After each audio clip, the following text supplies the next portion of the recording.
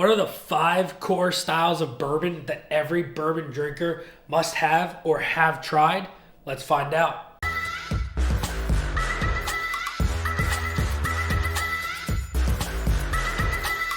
What's going on, everybody? Nathan here with the Everyday Drinker, bringing you guys a brand new video. Today we're going to go over the 5 core styles of bourbon that I personally believe everybody as a bourbon drinker or is starting out as a bourbon drinker or has been a bourbon drinker for a while must have or has at least tried. Now, there are many different styles of bourbons, but these are the 5 that I think are the core in the lineups. And let's get into my favorite, which is wheated bourbons. Now, on the bar top, we have a couple of my absolute favorite wheated bourbons. We have the Old Weller Antique 107, the new Bardstown Origin Series wheated mash bill. We have the Maker's Mark wood finishing series, followed by one of my absolute favorites, the Larceny Barrel Proof series, and then another very nice one, low proof wheated bourbon, the Old Elk wheated bourbon. Now, what makes a wheated bourbon a wheated bourbon? Well, you take the rye out of the mash bill, which is what consists of the grains in the bourbon. Usually you have 4 different grains that are used to make bourbon. To be a bourbon, it has to be 51% corn. So it has to at least have some corn in there. The next one is either going to be one of 2 things. Your next predominant grain is either going to be rye or wheat. Now, with wheated bourbons, you take the rye out and you put that next predominant grain as wheat. And then the third grain, as we all know, is either malted barley or just straight barley itself. Wheated bourbons are typically softer on the palate. They're a little bit sweeter. They have a little bit more of a rounded edge. They're not going to be very spicy and peppery and whatnot. Sometimes they might have that depending on if they were finished or whatnot. Mostly these wheated bourbons are going to be very nice and simple and easy to drink for beginner bourbon drinkers. That's why I really enjoyed a wheated bourbon when I first got into the bourbon world. And that's why I'll always recommend a wheated bourbon as a beginner bourbon for people who are just starting off, because of that simple, light, sweet aspect that these wheated bourbons bring. Now, after the wheated bourbons, you step up into a little bit more of the rye game. And the next style of bourbon is going to be the low rye mash. On the bar top here, as you guys can see, we have a couple of my go-to low rye mash bills. Now, what do we mean by low rye mash? My philosophy for these low rye and what to be considered a low rye, that percentage of the rye grain needs to be right under that 13%. So all of these bourbons right here fall in that category. You have the Jack Daniels, which I believe is right at 8. You have Elijah Craig, which is at 12%. Then you also have Early Times and Buffalo Trace being at that low rye mash that Buffalo Trace uses, that we all tend to believe is right at that 8 to 9%.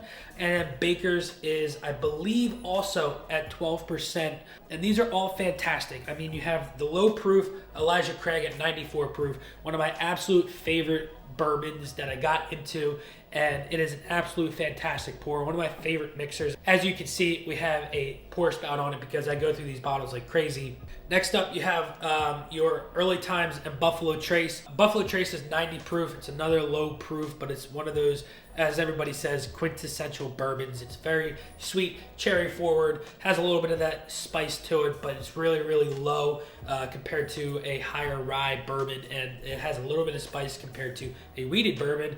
And then you get into something a little bit higher in proof. You have your Baker 7 single barrel, which is the low rye, and then you have your Big Daddy as your Jack Daniels barrel strength single barrels. This one right here is bottled at 131 proof, but with that 8% rye, it's very low on that spice and really high on that sweetness. These are my go-to low rye bourbons. Let's go into high rye bourbons. On the bar top here, we have mostly high rye bourbons, but we do have one rye whiskey on the bar top here, which is going to be the Pikesville. Now, the Pikesville is a rye whiskey, but it is literally just considered a rye whiskey at 51% rye, where everything else is consisted of the corn and the malted barley.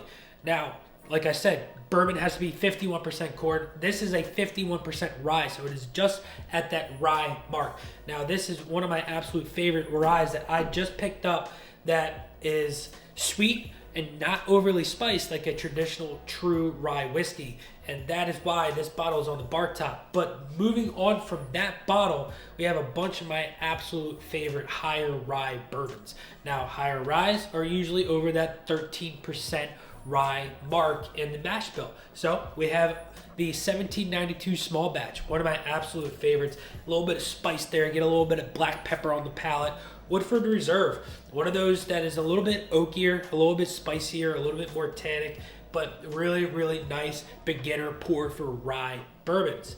And then you also have your Old Grandad Bonded. Now this is 100 proof, fantastic mixer in my opinion if you're looking for a little bit more of a spice, a little bit more of a kick. If you're making a Manhattan, usually Manhattans are made with rye whiskey, but if you don't like a true rye, this one right here is one of my absolute favorites to mix, and it's fantastic. It's sweet, spicy, all around fantastic mixer. And as you guys know, I just was able to pick up this Bardstown High Rye Origin Mash, and man, oh man, sitting at 36% rye, it's really good. It's malty, it's chocolatey. It's one of my absolute favorite bottles on the bar top right now, and I will be sure to pick up another one of these soon. So all of these right here as high rye bourbons and this low rye are all ones that I would recommend for you as either a beginner bourbon drinker or one of these core 5 styled bourbons. Now let's get into two of my absolute favorite styles of bourbon.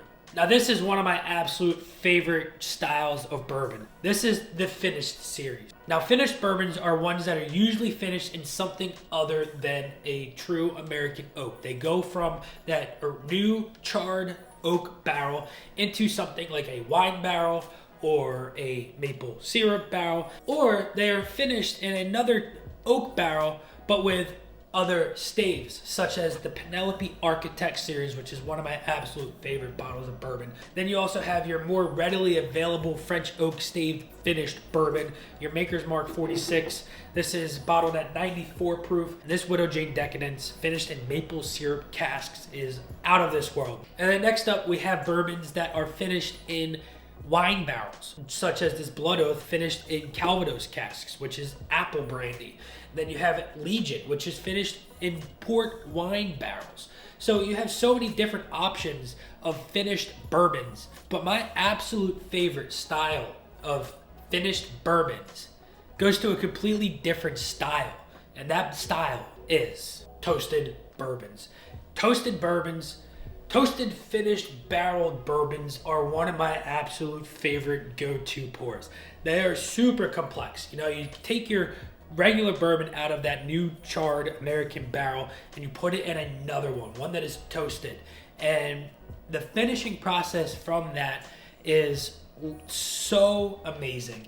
You get something that is sweet, marshmallowy. It tastes like you have a little bit of a campfire going on in your mouth, and it's one of my absolute favorite things to enjoy from a bourbon.